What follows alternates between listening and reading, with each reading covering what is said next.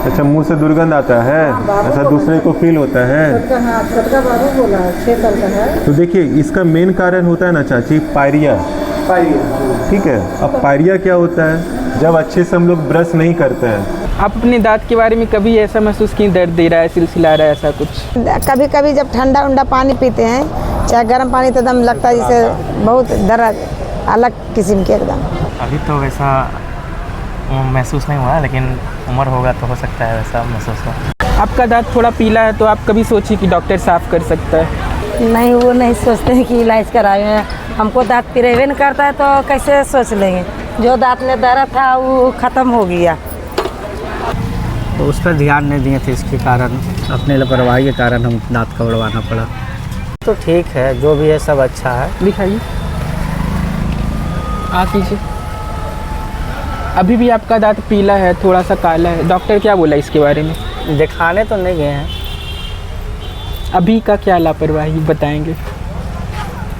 लापरवाही है ये, क्या बिजनेस करते हैं, अपना दिन भर दुकान पर रहते हैं, वही थोड़ा बहुत गुटखा वगैरह खाने से दांत में दाग आ गया। Sometimes sensitivity when we eat cold things. Okay. There is a sensitivity. तो Other than nothing. क्या आपने कभी ऐसा उचित समझा कि डॉक्टर से कंसल्ट ले लूँ कि ऐसा क्यों हो रहा है?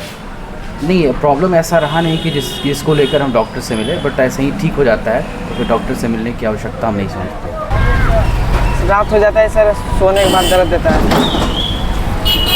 कि कब से हो रहा है ये? 2-3 महीना हो रहा है सर।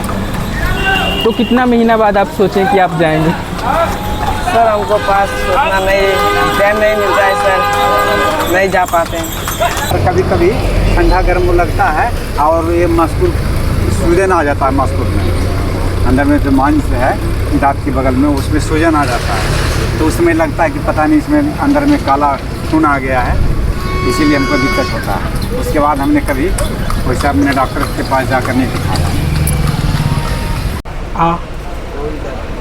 आपके दांत में अंदर हल्का सा पीलापन है, तो कुछ भी प्रॉब्लम कभी गर्म खाने में या ठंडा खाने में? नहीं है, लेकिन ऐसा कुछ दिक्कत नहीं है, प्रॉब्लम नहीं है। पीलापन है, लेकिन खाने वाने में कोई दिक्कत नहीं है। आप कभी सोचे हैं कि डॉक्टर पास जाएंगे तो ये साफ़ हो सकता है या फिर एक बार मिल लिया जाए? साफ तो हो सकता है। हम अपने मैडम को बहुत बार करवाते हैं, हम अपना नहीं करवाते। सुनते हैं कि दांत साफ करवाने से घिस जाता है, इसीलिए नहीं करवाते। ये हॉस्पिटल में बहुत सारा इलाज होता है, जैसे आपका आँख का इलाज होता है, दांत का इलाज होता है, डायग्नोस्टिक सेंटर है। मैं स्पेसिफिकली डेंटल हॉस्पिटल जो यहाँ पे है, जहाँ पे दांत का काम होता है, दांत का इलाज होता है, वो दिखाने वाला हूँ। सर, मैं अपने डेंटल चेकअप के लिए आपके पास आया हूँ। इसमें तो आपको रजिस्ट्रेशन करवाना पड़ेगा, रजिस्ट्रेशन का चार्ज 50 रुपये लगेगा। बस 50? इतना नॉमिनल?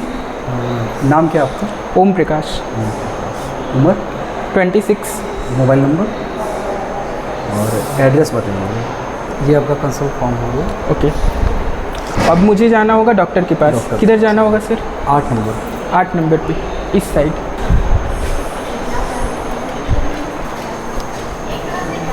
ये यहाँ पे है। ओके। ये मेरा डेंटल है। ओके, शुक्रिया सर यहाँ तक आने के लिए।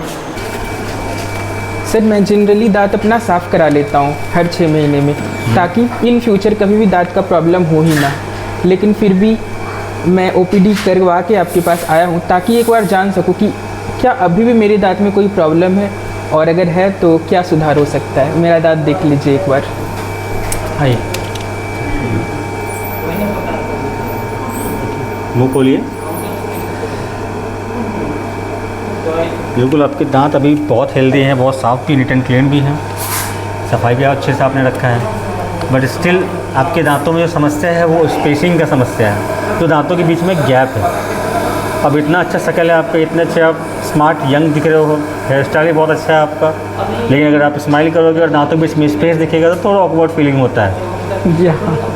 ठीक है, तो एक तो जो गंदगी जमा होती है हमारे मुंह में, जो कैल्कुलस जमा होता है, उसका एक रीज़न ये भी है कि दांतों के बीच में स्पेस हो, या इरेगुलर टीथ हो, या फिर ओवर क्राउडेड हो, कि बहुत सारे दांत आपस में एक दूसरे के ऊपर क्रॉस जिगजैग शेप में बैठे हुए हैं, उसमें भी गंदगी जमता है। तो उन केसेस में भी ऑर्थो ट्रीटमेंट बहुत ज़रूरी है, जिसको हम लोग ब्रेसेस लगाते हैं, कुछ लोग अलाइनर्स लगाते हैं जो ट्रांसपेरेंट होते हैं, इनविजिलाइन बोलते हैं उसको। क्या दिक्कत है प्रभात? दर्द है उसमें? कितने दिन से दर्द है? 5-6 दिन से। रात के टाइम पे दर्द बढ़ता है? खाना फंसता है तो दर्द होता है? हाँ, इसमें मांस आ गया। अभी थोक रहे तो दर्द किया? थोड़ा थोड़ा कर रहा है। उसमें खोडर हो गया है, उस दांत का एक एक्सरे करवाएंगे, ठीक है? फिर बताएंगे दांत कैसे बचाएंगे और कितना पैसा लगेगा, ठीक है? आ जाओ। जो तुम्हारा 2 दांत खोडर हुआ है ना, वो दोनों दांत में आरसीटी होगा। तो तुम्हारा क्या होगा कि सड़ गया दांत। किधर से सड़ा? इधर से। 2 दांत के बीच में से सड़ गया। अच्छे से ब्रश नहीं कर पाते हो इस वजह से। तो क्या हुआ कि खाना फंस फंस के सड़न हुआ, ठीक है? सड़न होने के बाद ये दांत के नस तक पहुंच गए सड़न, इसीलिए दांत में दर्द शुरू हो गया है। हम लोग आरसीटी करेंगे। आरसीटी में क्या करेंगे, ये जो नस है इसको साफ़ करेंगे, ऊपर से ड्रिल करेंगे दांत में और ये नस को साफ़ करेंगे, ठीक है? जैसे नस साफ़ हो जाएगा, नया नस डालेंगे, सील करेंगे, पैकिंग करेंगे मसाला देके, ठीक है? ऊपर से कैप लगा देंगे, क्राउन जिसको बोलता है, ठीक है? इस पूरे प्रोसेस को रूट कैनाल ट्रीटमेंट बोला जाता है। इसमें 1500 का खर्च बैठेगा, 3 से 4 बार आना पड़ेगा। कितने दिन में? 20 से 25 दिन के भीतर। दांत में खोडर है आपका, है ना? तो हम बोल रहे थे उस दांत को आरसीटी करके बचाने के लिए। अब बताइए क्या दिक्कत है? उसको हटा दिया जाए। खोडर है तो उसको निकालना है दांत को। क्यों?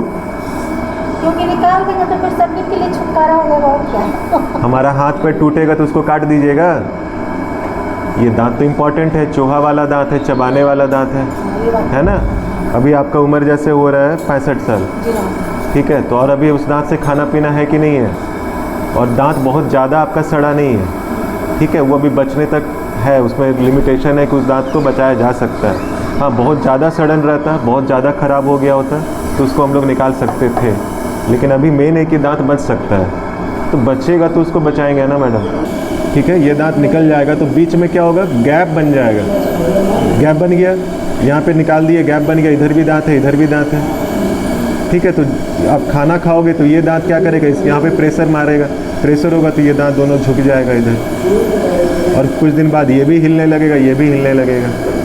वही मेरा कहना है, हाथ पे टूटेगा तो उसको आप काटिएगा तो नहीं ना, तो दांत को क्यों कबाड़ने के इसमें है? ये दांत बचने के इस पे है, बचा सकता है। संडे को तो खुला रहेगा? नहीं, संडे को बंद रहता है। जैसे कि हम देख सकते हैं ये वो पर्टिकुलर दांत है जिसपे उस पेशेंट को दिक्कत था। ये रहा कैविटी, ये रहा दांत का वो नस जिसको पल्प बोला जाता है। ये कैविटी होके दांत के जो नस है उसको एक्सपोज किया हुआ है, इसीलिए पेशेंट को पेन हो रही है उस दांत में। ऑलमोस्ट सारा दांत घिसा हुआ है, उसमें से जो ज़्यादा घिसा हुआ है उसमें आरसीटी करके कैप लगाएंगे, और जो कम घिसा हुआ है इसमें सीधा कैप लगा देंगे। और जो हिल रहा है, जैसे आगे का हम देख पा रहे हैं, 1 2 3 4, 3 से 4 दांत इनका निकालेंगे, ठीक है? ये दांत भी बच जाएगा। और ऊपर से 1 2, ऊपर में भी 1 या 2 दांत निकालना पड़ेगा। ये तो निकालना पड़ेगा जी जी, ठीक है? 1 2 निकालना पड़ेगा। बाकी सब में नस का इलाज करके कैप लगा देंगे। दांत मजबूत है, अंदर से मजबूत है, ऊपर से खियाया है।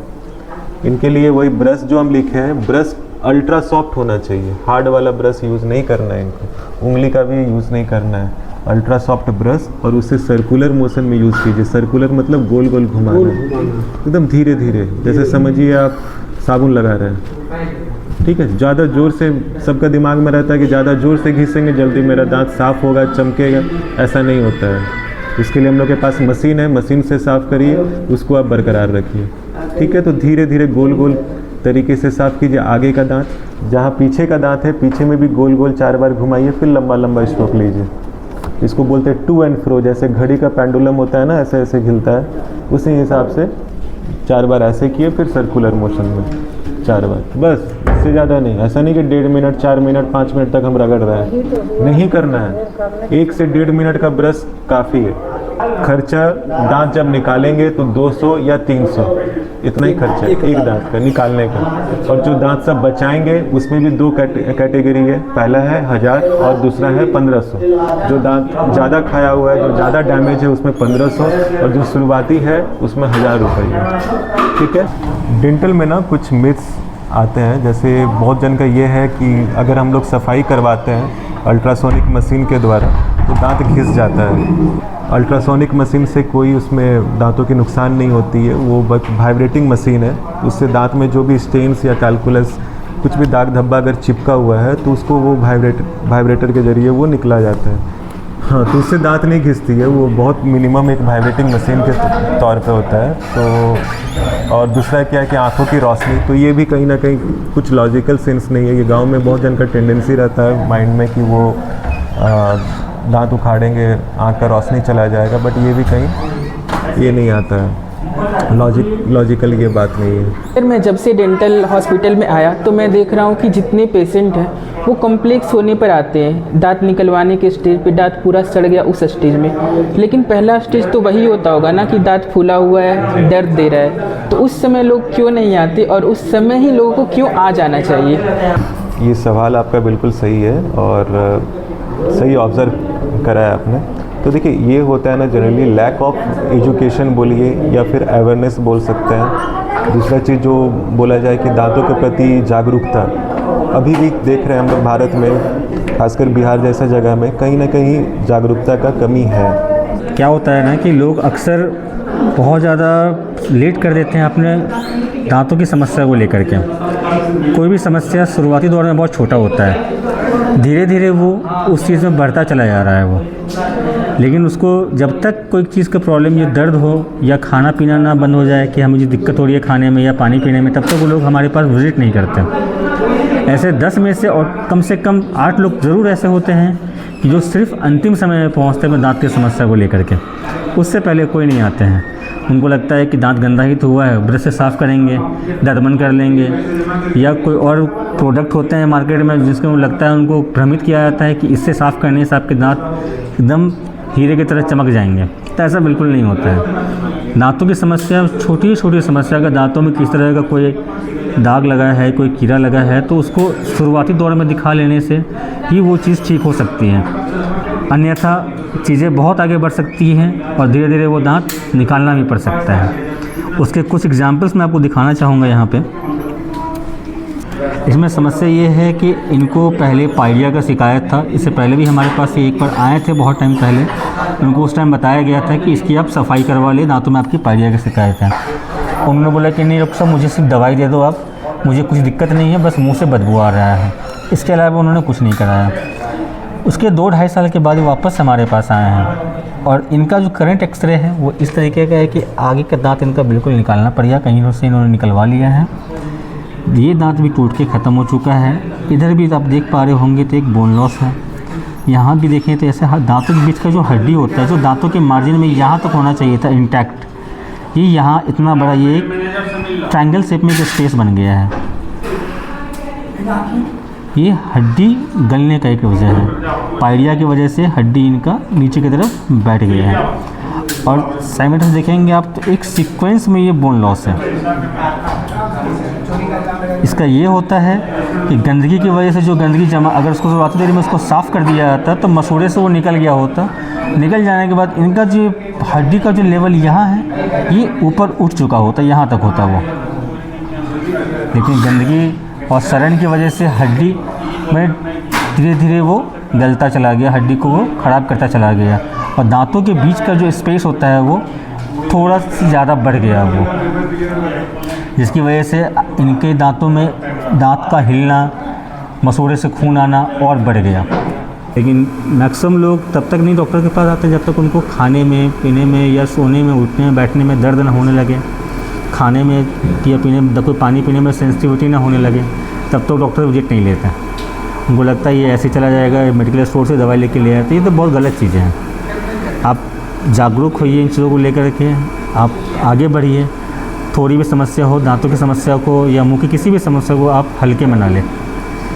थोड़ी भी अगर कोई समस्या आपको लग रही है, मुँह से बदबू आ रहा है या मसूड़े से खून आ रहा है, तो वो पायरिया का शिकायत हो सकता है। वही पायरिया आगे जाके आपकी और समस्याओं को बढ़ा सकता है। तो उसको शुरुआती दौर में ही उसको ठीक कर लेना चाहिए, इलाज कराना चाहिए और उसको बेहतर ओरल कैविटी को मेंटेन करना चाहिए। अगर हमें दांत निकालना पड़ जाता है, अंत में जब हम दांत निकाल देते हैं तो कुछ समय के बाद फिर वो यंग एज में हो या फिर ओल्ड एज में हो, धीरे धीरे वहाँ का जो हड्डी है वो बैठने लगता है। तो जो दांत गाल की जो डेंसिटी है हड्डी का वो कम जाएगा और जब कमेगा तो फेशियल स्ट्रक्चर भी डिफॉर्म कर जाता है। कभी कभी किसी का फेस बहुत बल्कि लग रहा है, मेरा फेस अभी मेरे दांत निकल जाएंगे तो यहाँ पे जो हड्डी है वो बैठना शुरू हो जाएगा, गलना शुरू हो जाएगा, पतला हो जाएगा। तो स्किन भी मेरे, मसल्स भी मेरे उसी अकॉर्डिंगली एडजस्ट होते हैं। तो ये डिफॉर्म लगेगा, एक तरफ से मेरा फेस लगेगा पूरा बल्कि जैसा, एक तरफ से मुझे वो बिल्कुल बैठा बैठा दिखेगा। तो दिखने में भी ये चीज़ अच्छा नहीं लगेगा। अगर आप यंग एज में हो तो बिल्कुल अच्छा नहीं लगेगा। तो इन चीज़ों को इग्नोर नहीं करना चाहिए। जब तक हो सके दांतों को बचाना है, सेहतमंद रखना है और हर 6 महीने पे, कम से कम 6 महीने पे, साल में एक बार तो मैंडेटरी। अगर आपको लगता भी नहीं है कि आपको कोई समस्या, फिर भी मैं सजेस्ट करूँगा कि साल में एक बार डेंटल विजिट, कहीं भी आप जहाँ भी रहें, आप डेंटल डॉक्टर से एक बार कंसल्ट ज़रूर कर लें, ताकि कुछ चीज़ें हैं जो आपको समझ में ना आएंगी लेकिन एक डेंटिस्ट को समझ में आ जाएगा कि उसमें कुछ समस्या है, तो आपको हम बता सकते हैं और समय रहते उस चीज़ का उपचार भी किया जा सकता है। धन्यवाद।